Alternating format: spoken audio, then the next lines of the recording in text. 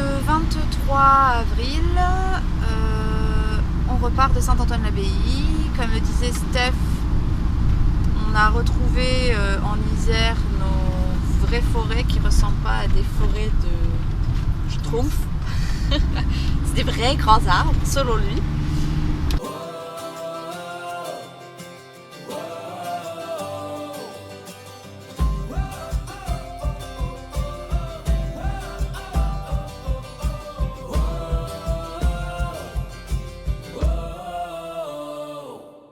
Voilà, donc on retrouve les collines, on retrouve les montagnes. Alors bon, là on est dans un endroit où c'est un peu caché, mais sinon il y a toutes les montagnes au loin, enneigées.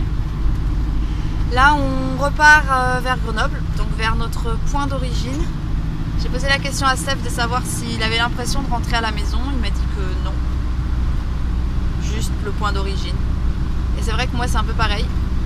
On n'a pas du tout la sensation de rentrer à la maison, on a juste la sensation de rentrer dans un endroit qu'on connaît, on va dire, où on a moins d'inconnus et voilà, on a plus nos marques, mais sans pour autant nous sentir plus chez nous là qu'ailleurs.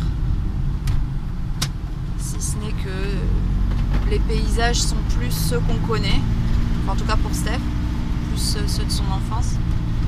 Et on a atteint les 5000 km, voilà, depuis qu'on a numéro 10. 5000 km en 3 mois, quoi, c'est à peu près ça, hein, en 3 mois. Ouais. 5000 km en 3 mois. Voilà, on a bien roulé. On a bien roulé. Alors là, salut. Alors là, Diana fait la statue de la liberté. Parfaite imitation. On est sur le parking de Leroy Merlin parce qu'on devait acheter des trucs, notamment des embouts parce qu'on ne sait pas ce qu'on a fait des derniers embouts la dernière fois qu'on a pris de l'eau et qu'on a fait le plein. On ne sait pas ce qui s'est passé. Peut-être qu'on les a laissés là-bas. Ça aura fait le bonheur de quelqu'un. Donc il fallait qu'on en achète et on est venu en se disant c'est cool, on est jeudi, on vient vers midi, il n'y aura pas grand monde. Et effectivement, il n'y avait pas grand monde quand on est arrivé. Et en fait, là, le parking est archi plein et on est bloqué.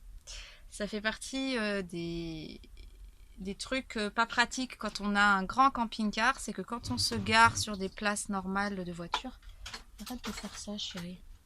Et bah si quelqu'un se gare juste à notre droite et juste à notre gauche, et bah on est pris en sandwich et on peut plus sortir. Et là c'est ce qui arrive parce qu'en fait bah je vais vous montrer. Devant tout est plein donc on peut pas passer ni par la gauche ni par la droite. Kaina veille. À droite bah voilà on est serré. Et à gauche c'est pareil. Donc là ça fait quoi ?